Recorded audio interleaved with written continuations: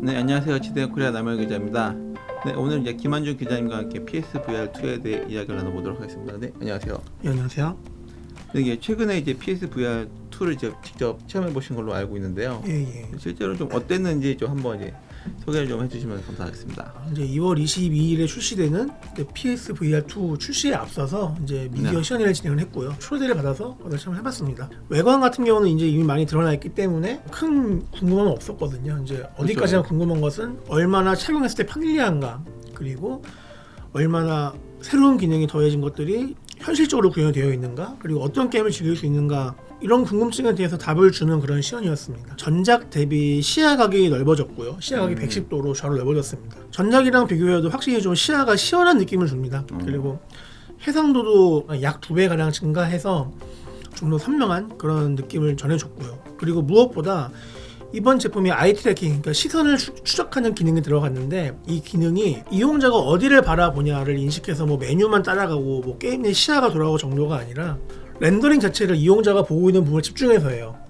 그리고 안 보는 부분은 그 렌더링 수준을 덜해서 기기에 더해지는 과부하를 줄입니다. 그래서 퍼포먼스는 체감 퍼포먼스는 높아지는 거죠. 그리고 이제 유선 연결된다는 점 우려하시는 분들이 많은데, 저는 개인적으로는 뭐 아쉬운 점은 있습니다. 근데 아쉬운 점은 있습니다만은 유선 연결이 크게 불편하진 않았거든요. 케이블은 USB-C 타입 케이블이고요. 길이가 3m 정도가 됩니다. 그래서 약간 무게감은 있는데, 이게 오히려 장점이 된 것이 VR 기기 특성상 디스플레이가 앞에 모여 있다 보니까 앞이 무거워요. 그렇죠. 근데 여기서 줄이 약간 잡아주는 역할을 하다 보니까 이거는 뭐 억지로 칭찬하는 게 아니라 정말로 이것 때문에 약간 중심이 잡힙니다. 실제로 게임할 때 어느 정도는 도움이 돼요. 시연을 거의 1시간을 했는데 이게 기계가 앞으로 쏠리네 무겁네라는 느낌은 없었어요. 에어벤트가 이제 추가됐다는 걸 많이들 집중을 하셨잖아요. 안면부에 땀이 차기 때문에 습기가 차기 때문에 시야가 뿌옇게 변하거나 정말 말 그대로 더워서 게임하기 힘든 경우가 많았었는데, 이제 코 이 자리에 그 에어벤트가 있어요. 바람이 통하는 그 통기구가 있는데, 확실히 이것 때문에 게임을 하면서 숨쉬기 편하다는 느낌이 있습니다. 착용감이 싫어서 답답해서 VR 게임이 싫어 하시는 분들도 하실만 해요. 전작 PSVR 같은 경우는 많은 분들이 사놓고 안 하는 경우가 많았어요. 큰 이유 중에 하나가 연결이 되게 귀찮았거든요. PSVR 헤드셋 외에 별도로 연산해주는 그 장치가 있었잖아요. 그 장치에 전원을 연결해야 되고, 그 장치를 TV에 연결해야 되고, 그 장치를 PS 본체에 연결해야 되고, 할 게 많았어요. 그리고 플레이스테이션 카메라도 연결시켰지 않습니까? 그래서 손이 주렁주렁 달려가지고 그걸 매번 하는 게 사실 그렇게 쉽지가 않아요. 근데 이제 USB-C 케이블로 플레이스테이션 5 본체에만 연결하면 모든 연결이 끝나기 때문에 굉장히 편리하게 게임을 즐길 수 있게 된 거죠. 편의성이 전반적으로 진짜 확실히 엄청 개선이 엄청 많이 됐네요. 착용감이랑 편의성은 뭐 기존과는 비교가 불가하고요. 무선만큼은 아니지만은 그에 준하는 편의성을 갖추고 있다라고 말씀드릴 수 있습니다.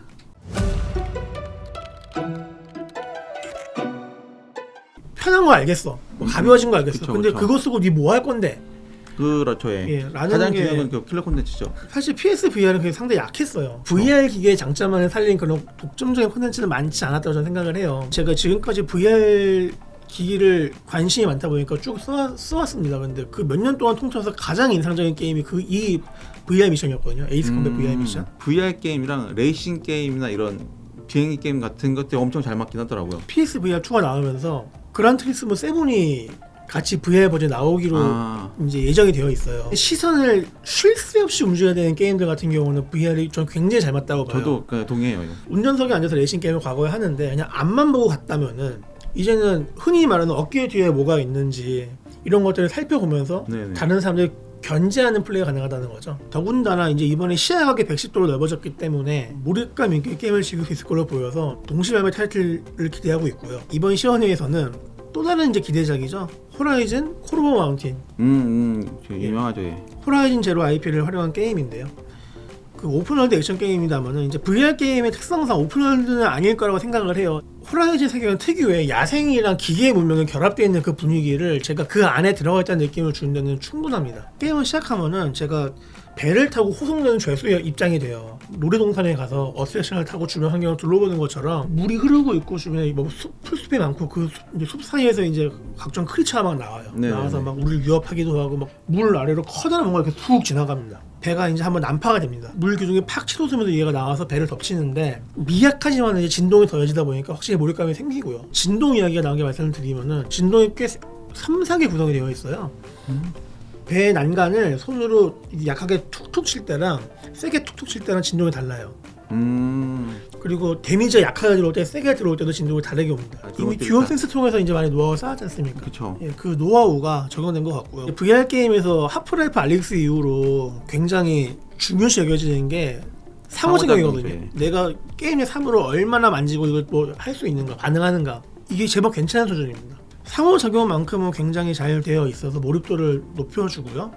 무게감도 어느 정도 구현이 되어 있어요. 그래서 게임을 진행하다 보면은 징을 치는 구간이 있어요. 그 징을 치는 이 큰 망치 같은 채가 있는데 이거 한 손으로 안 들어집니다. 들면은 아래로 쳐져요. 그럼 이거를 한 손으로 막 잡아 올려서 이 징을 쳐야 되고요. 이 게임 장르 특성상 절벽을 이제 막 기어 올라가는 장면이 많은데 그 모든 것도 이제 다 손으로 일일이 올라가고. 잡아가지고 이제 올라가게 되는데 여기서 이제 인상적인 거는 PSVR2의 컨트롤러가 정정시 터치를 지원을 해요. 엄지, 검지, 나머지 세 부분을 이렇게 세 군데로 그쵸, 묶어서 이렇게 있죠, 예. 이렇게겠죠? 이걸 묶어서 각각을 인식합니다. 그래서 이렇게 하거나 이렇게 하거나 뭐 이렇게 하거나 이렇게 하거나 이게 다 돼요. 그래서 물건을 뭐 손가락 두 개 잡을 수도 있고 뭐 가위바위보가 되는 수준이니까 일단 이 손으로. 그쵸. 예. 그래서 이런 디테일한 동작들까지 이제 게임에서 구현할 수가 있고요. 또 벽화를 그리는 요소가 있는데 붓을 잡아서 벽을 그리는데 이 각도마다 이제 약간 다르게 묻어나요. 각도까지 인식을 합니다. 야, 되게 다. 예. 물론 지금 제가 지금 말씀드린 이런 모든 기능이 게임에 어떻게 쓰일지는 이제 앞으로 열려 그쵸. 있는 거예요. 예, 앞으로 특정 기기가 출시될 때 같이 출시되는 게임들은 일종의 테크데모 역할을 하기 때문에 그쵸, 예. 예. 이 기기가 가지고 있는 기능을 부각시키기 위한 요소를 게임에 일부러 집어넣어요. 최대한 보여주려고 하겠죠. 이제. 근데 이게 시간이 지나면은 뭐 있으면 좋은데 없어도 상관없어. 이런 기능들은 개발사가 신경 안 쓰거든요. 그쵸. 이런 기능이 있지만 이런 기능들이 어디까지 게임에 적용될지는 사실은 열려 있어요. 그래서 예측할 수 없는 부분이고요. 네. 다만 이런 것들도 지원이 되더라. 그리고 생각보다 그게 그 행동들이 디테일하게 구현되더라. 그리고 꽤 현실감이 있더라. 라고 말씀드릴 수가 있습니다. 네. 우려가 되는 부분이 없진 않죠. 여전히 이제 멀미가 아예 없다고는 못해요. 여기까지 걸어갔을 때 물건을 잡으려고 그랬는데 안 잡히는 경우나 뭐 내 손이 허치는 것 같다는 이럴 때 이게 갑자기 어느 순간에 이질감을 들면서 좀 거북한 느낌이 들더라고요. 이런 것들에 대한 좀 강력한 보정 기능이나 좌표를 갖다 보정해주는 그런 기능은 개발사들이 좀 신경을 써야 하지 않을까라는 생각입니다. 가격이 비싸거든요. 전작 같은 경우는 네. 49만 8천 원이었어요. 네네. 근데 PSVR 때는 79만 8천 원입니다. 이게 그래서- 국내만 비싼 게 아니라 그냥 다 비싸졌어요. 전 세계에서 전부 다. 가격이 비싸기 때문에 부담이 있으실 만한 분들에게는 당연히 추천을 못 드리겠죠. 어디까지나 고가품입니다. 이게 이 기기. 그러겠네요. 예.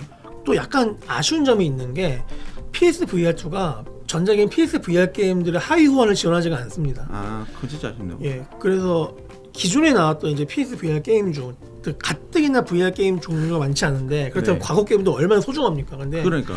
그 소중한 게임들을 일로 가져올 수가 없어요. 하위 호환이 없다는 점은 많이 아쉽습니다. 그러게요.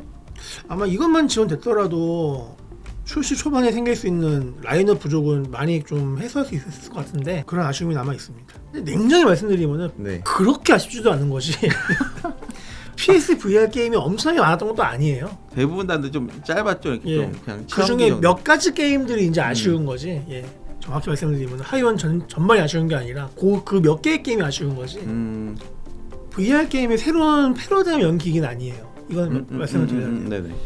너무나 많은 기대해가지고 막 완전히 막 새로운 시대 열렸나?까지는 아닙니다. 네. 다만 전작과 비교했을 때 비교 불가 수준으로 발전을 했고 네네. 현재 시장에 유통되고 있는 VR 기기 중에서는 상당히 상위권의 기능을 갖춘 기기다라고 말씀드릴 수가 있고요. 그런 기기를 이용해 보시고 싶으신 분들 그리고 지금 말씀드린 IP를 활용한 게임들을 VR로 접하고 싶으신 분들이라면은 한 번쯤 구매하셔가지고 게임을 즐겨 보셔도 좋지 않을까라고 생각을 합니다. 네, 오늘은 김한준 기자님과 함께 PSVR2에 대해 이야기를 나눠봤습니다. 이에 대해 의견이 있으시면 댓글로 남겨주시면 감사하겠습니다. 네, 고생하셨습니다. 네, 감사합니다.